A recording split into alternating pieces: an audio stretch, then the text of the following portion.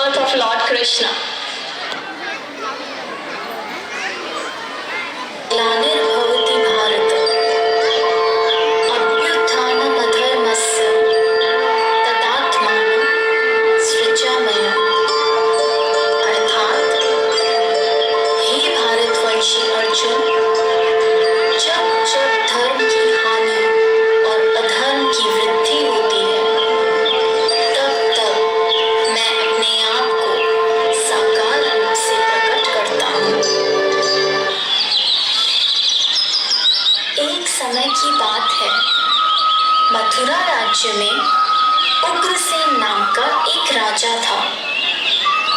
उसने अपनी पुत्री देवकी का विवाह वासुदेव नाम के युवक से तय किया। देवकी का भाई कंस, जो कि बहुत ही क्रूर, दुष्ट और निर्दयी था, देवकी से अत्यंत प्रेम करता था। इसीलिए विवाह संपन्न होने के बाद कंस स्वयं उसको छोड़ने ससुराल गया। जब वह रथ में जा रहे थे, तब बीच रास्ते में उनको आकाशवाणी सुनाई दी। हे दुष्ट कंस, तूने इस धरती पर बहुत पाप किए हैं, इसलिए इस धरती पर से तेरे पाप नष्ट करने के लिए देवकी का 8वां पुत्र जन्म लेगा और वही तेरा विनाश करेगा। यह सुनकर कंस अत्यधिक भयभीत व क्रोधित हो गया। वह बीच रास्ते में से ही रथ को वापस मथुरा ले गया और देवकी और वासुदेव जी को बंदी गृह में डालकर बंदी बना लिया। समय बीतता गया।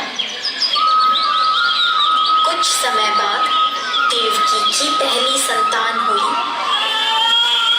जैसे ही कंस को इसकी सूचना मिली, कंस ने देवकी की संतान को मार दिया।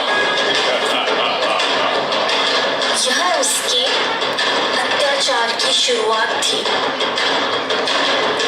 इस प्रकार कंस ने देवकी के 7 पुत्रों को उनके जन्म के तत्काल बाद ही हत्या कर दी। इससे वासुदेव और देवकी अत्यधिक दुखी थे। पर अंततः इस अंधकार के छटने का समय आ गया, जब भगवान ने धरती पर मानव रूप धारण करते हुए जन्म लिया। उस दिन घनघोर अंधेरा था और तेज वर्षा हो रही थी। ऐसे लग्न में भगवान ने धरती पर देवकी की 8वीं संतान बनकर बालक रूप में जन्म लिया। जन्म लेते ही वहां एक दिव्य प्रकाश प्रकट हुआ और उस प्रकाश में से श्री विष्णु भगवान ने अपने पूर्ण अवतार में दर्शन दिए और वासुदेव से कहा, हे वासुदेव, मैंने इस धरती पर कंस जैसे दुष्ट और अत्याचारी मानव का विनाश करने के लिए कृष्ण अवतार में जन्म लिया है। अतः मैं आपसे विनती करता हूँ कि आपके दोस्त नंद के घर ले चलें, जहाँ उनकी पत्नी यशोदा ने बालिका को जन्म लिया है। उस बालिका को यहाँ ले आकर मुझे यशोदा के बगल में सुला दें। ऐसा बोलकर भगवान अंतर्ध्यान हो गए। भगवान ने एक शिशु का रूप धारण किया और एक चमत्कार हुआ। वासुदेव और देवकी पीढ़ी मुक्त हो गए। कारागार के द्वार अपने आप खुल गए। जेल प्रहरी गहरी निद्रा में सो गए और ऐसे समय वासुदेव उस बालक को लेकर नंद के घर चल पड़े।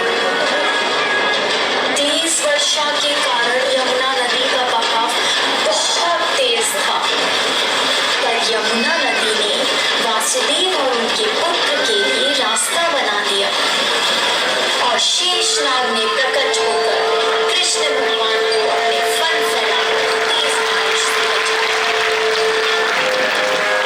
आखिरकार वे नंद के गांव पहुंचे। कृष्ण को यशोदा की बगल में लेटाकर उनकी पुत्री को वापस बंदी गृह ले आए। वहां पहुंचते ही बंदी गृह के दरवाजे स्वयं बंद हो गए।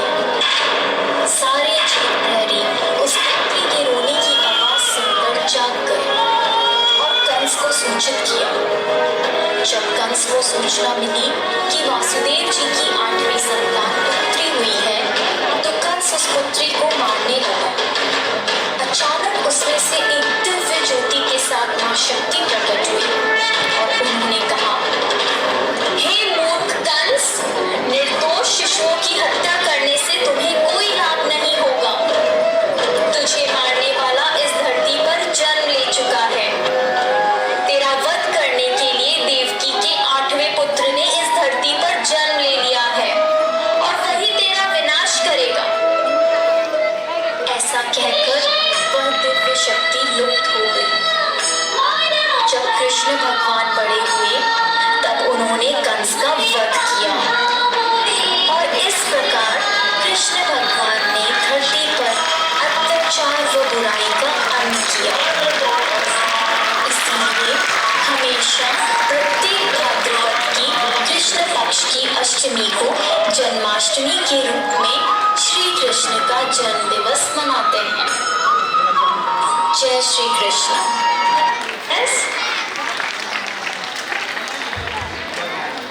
एकदा जोरदार टाळ्या वाजवूयात, कारण याआधी आपण असा लाईव्ह श्रीकृष्ण जन्म कधीच बघितलेला नसेल. फक्त मंदिरांमध्ये किंवा कुठे टीव्हीवर बघितला असेल, पण असा इथे एकदम आपल्या समोर एवढ्या या बालगोपालांनी एवढ्या सुंदर श्रीकृष्ण जन्माष्टमी सादर केली. तर एकदा जोरदार टाळ्या त्यांच्या टीचर्ससाठी पण आणि मुलांसाठी पण. Now a drama is the mirror of a reality of our life. Actually is a drama and we are playing our role assigned to us by God.